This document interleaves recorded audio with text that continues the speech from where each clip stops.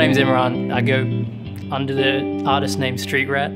I'm originally from New Zealand, but I've been living here in the UK for about 1.5 years now, and yeah, I've spent most of my time, I'm a guitarist mainly, so I spent all of my time playing guitar as a guitarist for other people, session work, gigging, all that kind of stuff. And it's only been very recently that I've started really coming out and doing my own thing, so it's kind of exciting to be singing and being front and center. My main gig touring was with a friend of mine, Jordan Rakai, who's kind of a soul alternative guy, not too far off from the kind of music I'm interested in the first place. So he's from Australia as well. Well, I'm from New Zealand, but I met him in Australia. I lived there for a while. And so we worked together a long time ago. He moved to London and started to do really well for himself and gave me a call one day and was like, man, get on over here, let's do this thing. So that was really cool. And then coming to London was just like full-blown crazy, man. Like nothing like I'd ever seen before, nothing I'd experienced before. So it's been amazing. And to be honest, since I got here, I've been on tour most of the time. So I never got to experience it firsthand because I went out a little bit and then it was like, oh, we're going to Europe, we're going to America, we're doing this, we're doing that. But from what I've seen, it's so vibrant. It's the kind of place where you're pretty welcome to do whatever it is you do.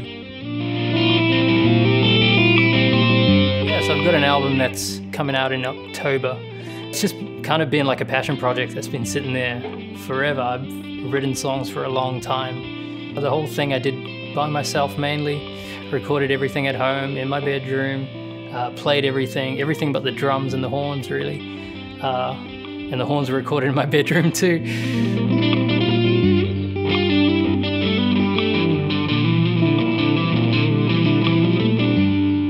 It's really hard to like nail tone. Again, it's like the conceptual sort of thing. People have told me you should do this because this and that and this and that. The only way you ever know is when you feel it. So yeah, it's really cool to just get like a bunch of strings and just swap them in and out and try them. One thing that I really noticed once I got the Rotosound, the Roto Pinks, I play nines, I play really light strings, and I have a really light touch, but I realized that like, I get more kind of, I don't know how to put it, like controlled spank, if that makes any sense. When I'm hitting the strings, I like to slap the strings with my nails, that kind of thing.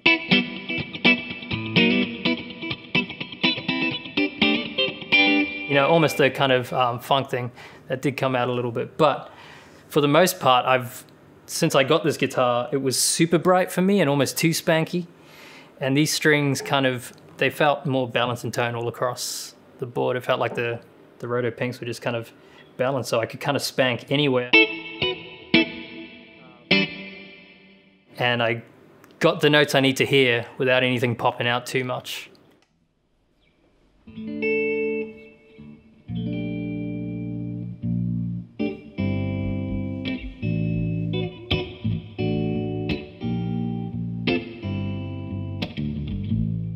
This guitar was made by a fella in Australia by the name of Charles Cilia. For a long time, I'm left-handed obviously. I always wanted to play a Telecaster, but I never really got the opportunity to. A lot of my favorite musicians are Telecaster players, Johnny Greenwood, Jeff Buckley, all sorts of people, man. Like so many great players play the Tele. So I always wanted one, but could never find a decent Fender left-handed thing. And when I finally did, the thing I hated was you go tone, volume, and then you pick up switches over here usually. And my hand kept hitting the thing when I was trying, and I was like, this is insane. And then I came across this dude who's a friend of a friend who builds these custom. So this is all made to my liking. And he, as you can see, puts the volume knob right here, which makes for easy access to swell if you ever want to while you're playing. And the switch is never in your way, so it's incredible. Yeah, and I had to make it from scratch. I picked out the wood and everything. It was really fun. It took a few dings last year on tour, unfortunately. On its very first tour, it got beaten up in transit, so a few war scars, but no, it's a great instrument. I really love it. It's got a lot of spank. If one day I try to do the Nashville thing, maybe. I don't know.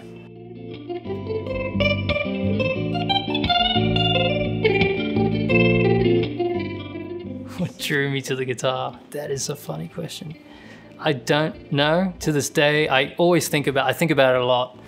I don't know why. I don't have a musical family at all, really. I can tell you, the only thing I remember is being 10 years old and watching cartoons one afternoon and seeing this advert for a VHS Learn to Play Guitar video set.